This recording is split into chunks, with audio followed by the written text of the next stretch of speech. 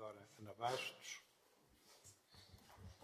Obrigada, Sr. Presidente. Boa tarde a todos. Na pessoa do Sr. Presidente da União de Freguesias São Martinho e Ribeira de Frades, cumprimento todos os presentes e os que assistem por via digital. Eu pedia para fazer alguns comentários iniciais, nomeadamente em relação à via São Martinho, Santa Clara-São Martinho, que aqui foi referido pela Sra. Vereadora Regina Bento.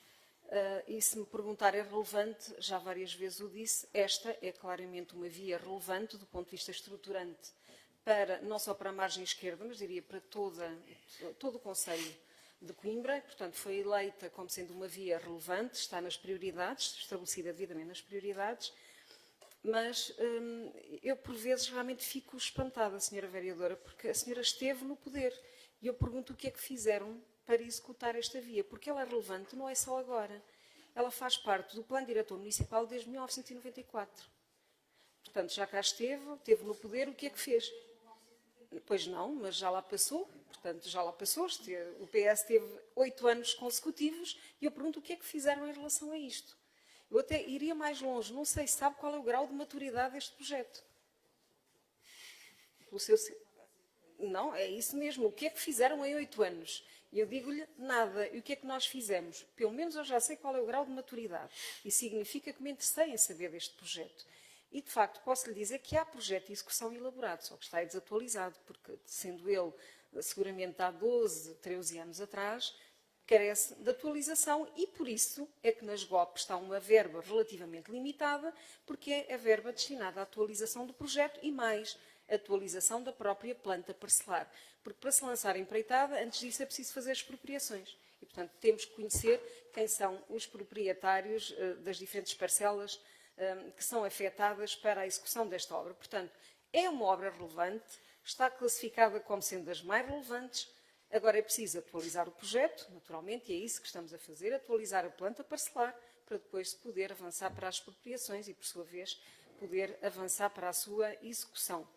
Agora, eu sei porque é que o PS não fez nada. Porque tem o mesmo entrave que tem o atual Executivo. Não há financiamento. Portanto, se fosse uma obra candidatável ao PT 2020 ou ao PT 2030, seguramente já alguém teria feito alguma coisa. Mas eu estou farta de dizer e reitero aqui mais uma vez, não há programas de financiamento para bituminoso. Portanto, de estradas não há. Ou é com o orçamento municipal, ou é de outra maneira qualquer, porque de facto não há financiamento por parte da União Europeia para estradas. E isso tem sido um grande entrave à elaboração ou à execução, mais concretamente, de vias, mesmo sendo estruturantes para a cidade. É o caso igualmente do Anel à Pedrulha. Várias vezes, mesmo durante a oposição, eu fiz questão de sublinhar a relevância que tem o Anel à Pedrulha. Já o primeiro plano de urbanização que foi feito para a zona da Estação Velha não é só este. Já o anterior, aliás, para este não é tão relevante como era para o anterior. E qual era o problema? Porque é que não avançou? Porque são necessários, naturalmente, 30 milhões de euros a preços de 2010 para executar o Anel à Pedrulha. E, portanto, não há verbas, nem haverá, infelizmente, tão depressa. E mesmo em relação a esta ligação Santa Clara-São Martinho, é uma via mais pequena, mas eu diria, no mínimo, 10 a 15 milhões será o orçamento necessário para a sua execução na globalidade.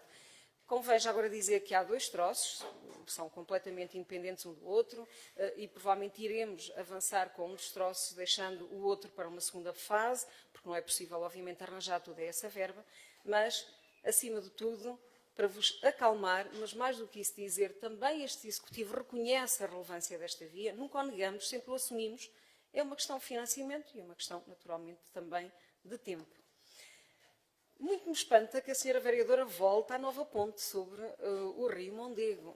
E, de facto, esta surpreendeu-me na última reunião de Câmara e a minha expressão mostrou a surpresa, porque pela primeira vez vi devidamente expresso na vossa posição uma posição contra a nova ponte. Me espanta, porque, de facto, eu considero que não há grandes dúvidas sobre esta matéria e o Estudo de Tráfego simplesmente o vem confirmar.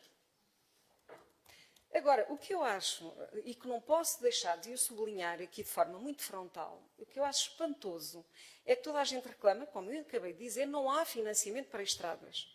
E, neste caso, são as próprias Infraestruturas de Portugal que reconhecem que têm ali um problema que nunca foi devidamente tratado. Falo, obviamente, do nó do Almeg, porque foi uma solução implantada de forma provisória, à espera da nova ponte, que nunca avançou, e diz muita coisa, mas nunca avançou, porque não se chegou a concretizar a parceria público-privada que estava prevista para financiar a ponte. E como ela não avançou, a ponte parou igualmente. Mas foi um problema que nunca ficou devidamente resolvido, reconhecido devidamente pelas Infraestruturas de Portugal. Esta entidade responsável pela sua execução reconhece igualmente a relevância da construção da nova ponte. Eu acho estranho. Quando os técnicos dizem é relevante, porque é que estamos a fazer disto uma bipolarização da discussão, quando, do meu ponto de vista, não há absolutamente dúvida nenhuma e os estudos comprovam-no. Aliás, eu já aqui avancei, com um dos resultados do estudo, há uma redução de 40% das demoras.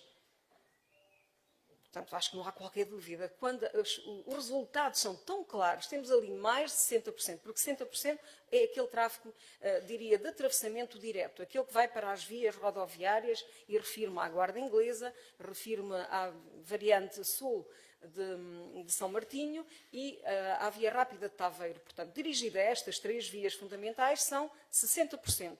Mas depois há outro tráfego, aquele que eu costumo designar de interzonal, que vem da zona da Pedrulha e vai para Santa Clara, da Adémia, por exemplo, para Taveiro, outros movimentos interzonais que praticamente justificam 80% do tráfego que ali passa. Eu não sei qual é a dúvida, sinceramente. Aliás, isto é uma forma de politizar uma questão que é meramente técnica, e isso é que eu acho que é criticável para a cidade de Coimbra, neste caso para a oposição, que de facto pega em coisas que não têm qualquer razão de ser, de forma totalmente infundamentada, porque eu digo a ponta é necessária e afirmo e quantifico. Eu ainda não vi nada quantificado da oposição, nem daquelas vozes, que felizmente são poucas, mas não há qualquer fundamentação a sustentar essa suposta solução alternativa, que é, repito aqui e com todas as letras, é um túnel que liga ao IC2, portanto, o desvio de todo o tráfego do IC2 para a rotunda da Fecoli. Todos nós sabemos que não está a funcionar devidamente, está acima do limiar de capacidade e, portanto, só iríamos agravar com uma particularidade, que, aliás, me atrevo aqui a avançar, embora nunca tenha falado com as Infraestruturas de Portugal. Duvido seriamente que algum dia as Infraestruturas de Portugal aceitassem uma solução dessas. Portanto, o parecer só pode ser negativo.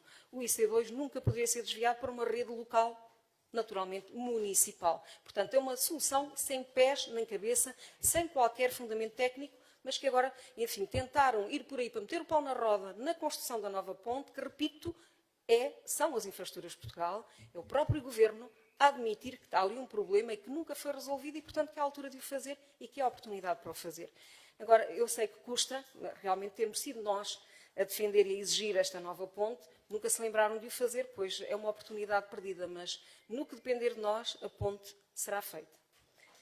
E agora, Sr. Presidente, se me permite, eu, no que respeita ao balanço de 2023, eu reservei para o ponto próprio do relatório de atividades e aqui faria uma intervenção diferente.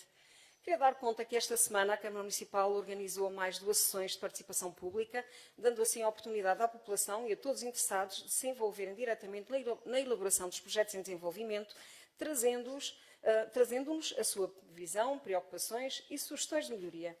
Esta tem sido a metodologia de trabalho seguida por este Executivo, abrindo em fase de estudo prévio os projetos a debate antes da sua pormenorização e aprovação final. Com esta prática, pretende estimular o envolvimento da população local, proporcionando momentos de informação e debate em volta dos projetos estruturantes, contribuindo assim para atenuar as naturais resistências à mudança e para o desenvolvimento de uma cidadania consciente, informada e conhecedora. Uma delas decorreu na passada terça-feira, dia 9 de abril, numa organização conjunta entre a Câmara Municipal e a Universidade de Coimbra, e debateu o estudo prévio da requalificação urbana do eixo Alta Universitária à Sereia.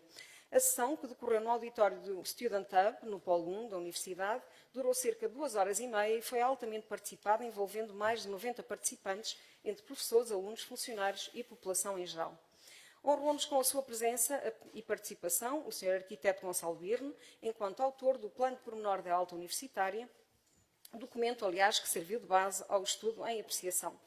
Apesar de a UC já se ter manifestado por escrito, com um parecer elaborado exatamente pelo Sr. Arquiteto Gonçalo Birne, estiveram ainda em representação da UC e tiveram por isso a oportunidade de apresentar as suas visões e análise crítica os Srs. Arquitetos António Bandeirinha e Vítor Mortinho.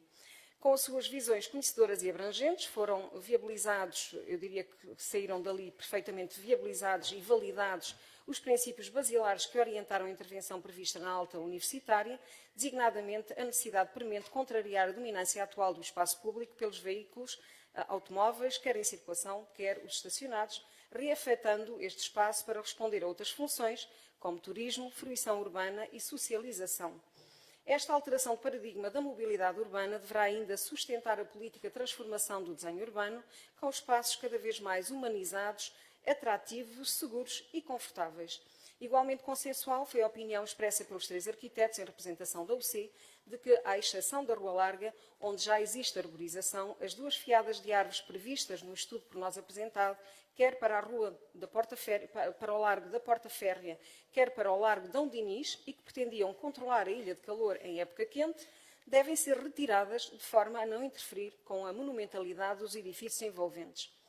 Na fase de debate, ficou bem evidenciada a necessidade de serem reforçadas as linhas de transporte públicos nas diferentes origens do Concelho e, em particular, a partir do Convento de São Francisco, cujos veículos, em hora de ponta, circulam sempre em capacidade máxima. Também a divergência entre o elevador das escadas monumentais versus escada rolante foi devidamente debatido, tendo-se concluído que um não tira lugar ao outro, sendo que o elevador é o único meio mecânico capaz de responder às exigências legais nos termos do regime das acessibilidades em vigor, designadamente para responder a pessoas em cadeiras de rodas. O estudo será agora revisto, tendo por base as participações registadas e submetido de novo a parecer da UC e a aprovação final deste Executivo, prevendo-se ainda a submissão de candidatura a programa de financiamento, neste caso no âmbito do PT 2030, e fica já aqui uma resposta para a senhora vereadora Rosa Cruz, e por fim, porque este projeto é naturalmente para submeter a um dos eixos, que abriu muito recentemente, e por fim a sua execução num cronograma a ser devidamente coordenado com o andamento dos trabalhos no âmbito do sistema de metro Mondego.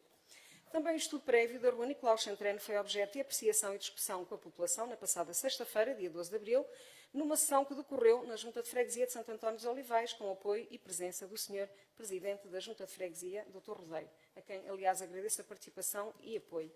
Nesta sessão, onde participaram cerca de 50 pessoas, na sua maioria bem conhecedoras das especificidades e condicionantes locais, foi possível debater por mais de 2 horas as soluções e preocupações dos residentes locais. Foi ainda possível validar não só os princípios de dimensionamento que suportaram a proposta desenvolvida por parte da Câmara Municipal, como a solução, no seu todo, tendo sido particularmente bem evidenciada a concordância generalizada dos moradores na eliminação de alguns lugares de estacionamento para assim proporcionar a plantação de uma cortina de árvores que, no seu conjunto, permitirá dotar aquele eixo de melhores condições de caminhabilidade. Igualmente consensual foi a necessidade de substituição da calçadinha de vidraço por materiais mais confortáveis e seguros, indo assim ao encontro da prática empreendida por este Executivo e em fase de formalização no âmbito da revisão do RMOE. Referir ainda que estas sessões se têm revelado como momentos privilegiados para debater outros assuntos relevantes para a população e para a cidade, constituindo-se como oportunidades para os interessados nos trazerem as suas opiniões e visões sobre diferentes temáticas, preocupações, saudações também, em conversas francas e de verdadeira proximidade. Ou seja, este é claramente o caminho que queremos continuar a traçar, concebendo as soluções em estreita relação e colaboração com aqueles que dele irão e destas soluções irão usufruir. Por isso não posso deixar de agradecer a todos aqueles que participaram nestas sessões e nos trouxeram a sua experiência, crítica, construtiva, apoio e suporte.